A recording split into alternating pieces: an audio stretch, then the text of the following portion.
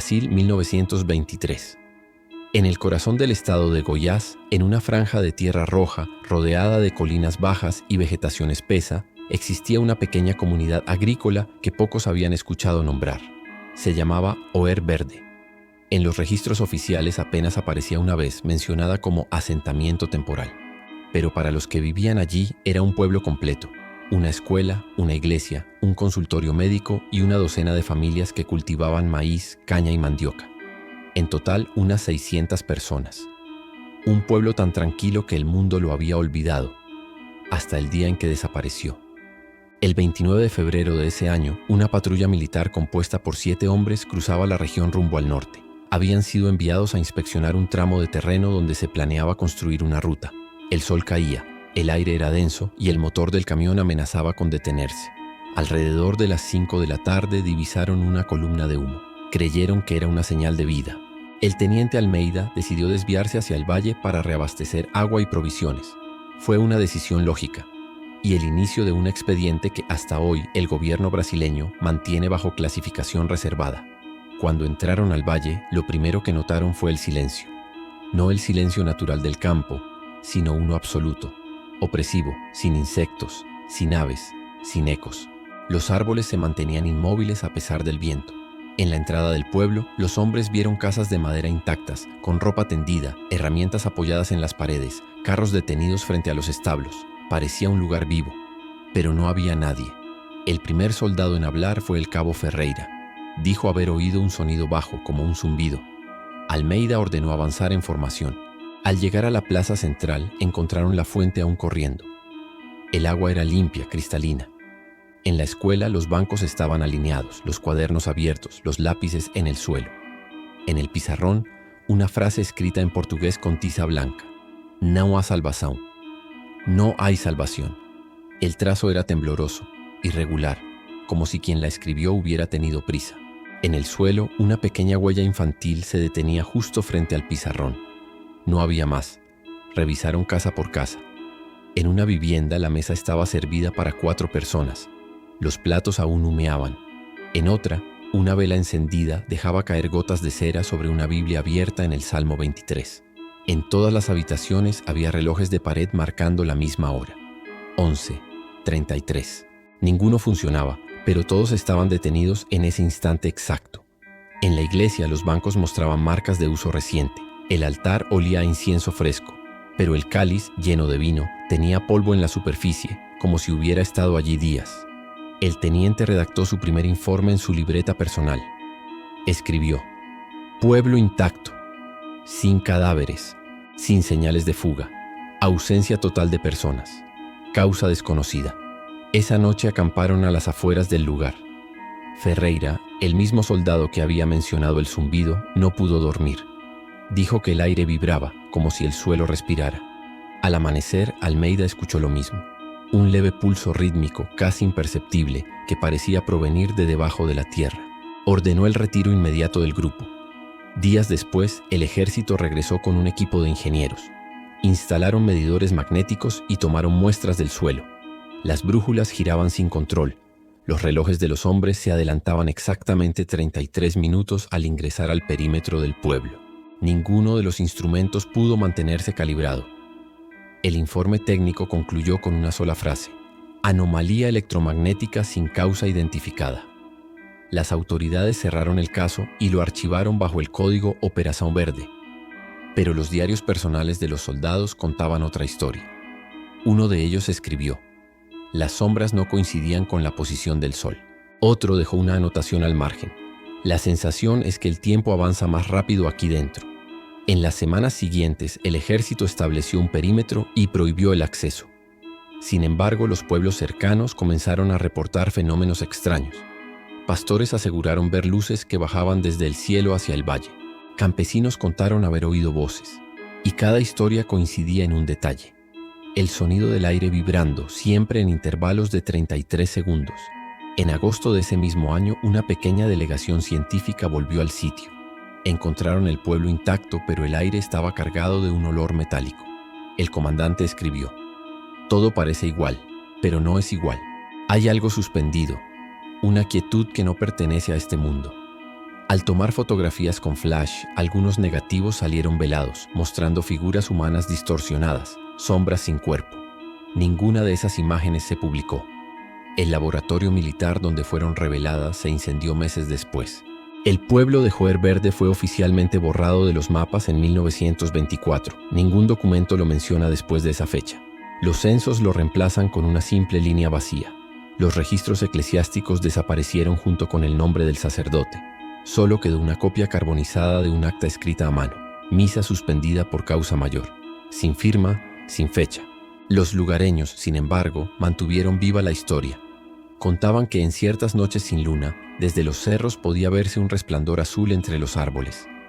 Algunos decían que era el fuego de los fogones aún encendidos.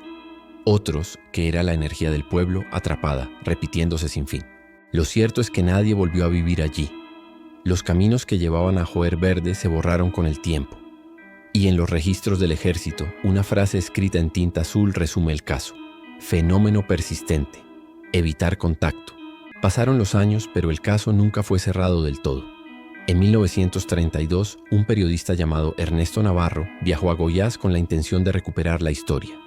Su periódico, O Cruzeiro, le había asignado una serie sobre pueblos olvidados de Brasil. Cuando llegó al lugar, solo encontró ruinas cubiertas de maleza. Aún así, escribió en su libreta: "El silencio aquí tiene peso. No se trata de abandono. Es otra cosa". Caminó por las calles polvorientas, describiendo casas que se mantenían en pie pese al tiempo, paredes sin grietas, objetos dispuestos como si los habitantes fueran a regresar en cualquier momento. En la vieja oficina de telégrafo halló un rollo de cinta parcialmente quemado. La última transmisión, fechada el 27 de febrero de 1923, decía: "Algo está ocurriendo. El aire vibra. Los pájaros no regresan". La firma era del operador local, un hombre llamado Pedro Lemos. Según los registros del ejército, ese mensaje nunca fue recibido. Navarro tomó la cinta y varias fotografías. En su cuaderno anotó: "La aguja del reloj de bolsillo avanza y retrocede, como si no pudiera decidir la hora". Al regresar a Río de Janeiro, escribió el artículo, pero antes de enviarlo, decidió revelar personalmente las imágenes. Las copias mostraban distorsiones extrañas, nieblas densas, líneas de luz y en una de ellas la figura de un niño detrás del pizarrón. Navarro no creyó en fantasmas, pero escribió una nota para sí mismo: "El pueblo está vacío, pero la cámara no". Nunca publicó nada. 2 semanas después, fue encontrado muerto en su departamento. La causa oficial: paro cardíaco. En el expediente, el médico forense agregó un comentario tachado: "Quemaduras circulares en los dedos índice y medio". El rollo del telégrafo y los negativos desaparecieron del archivo. Durante décadas, Joer Verde fue un tema prohibido en el periodismo brasileño. Pero en 1954, un grupo de geólogos del Instituto Nacional de Minería solicitó permiso para estudiar la zona, creyendo que los fenómenos electromagnéticos descritos en los informes antiguos podrían indicar depósitos de uranio. A los 3 días de trabajo, el ingeniero Rubens de Carvalho anotó en su diario: "Las brújulas giran sin cesar. Los relojes se detienen a las 11:33. El aire vibra con frecuencia constante de 18 hercios. No hay aves. No hay viento". Esa noche desapareció. Sus compañeros encontraron su tienda vacía, sus botas ordenadas frente al pozo central. No había señales de lucha. El informe oficial del instituto fue breve: accidente durante la misión, cuerpo no recuperado. Pero una copia filtrada años después incluía una observación: el suelo mantiene calor anómalo, vibración constante detectada incluso a 20 metros de profundidad. Las autoridades declararon la zona de investigación geológica reservada. Con el tiempo, los pueblos cercanos empezaron a relatar nuevas historias. Algunos decían que las luces del valle se encendían solas. Otros hablaban de cánticos en la madrugada. Cazadores aseguraron haber visto figuras humanas caminando en la distancia, aunque el lugar llevaba décadas deshabitado. Los campesinos lo llamaban el pueblo que respira. En 1971, un incendio destruyó parte del archivo regional de Goiás. Entre los documentos perdidos estaban los censos, las actas de nacimiento y los registros fiscales de Joer Verde. Oficialmente, el fuego fue accidental. Sin embargo, un bibliotecario de apellido Moura conservó 3 hojas ennegrecidas en su casa. En ellas había una lista de 600 nombres y una frase al final: no localizados, no declarados muertos. Años más tarde, cuando su vivienda fue allanada, las hojas desaparecieron. A finales de los 70, un equipo de televisión de São Paulo intentó grabar un documental para el programa Casos Extraordinarios. Usaron cámaras analógicas, grabadoras de cinta y micrófonos de campo. Los primeros 2 días fueron normales. El tercero, las cámaras dejaron de funcionar dentro del perímetro.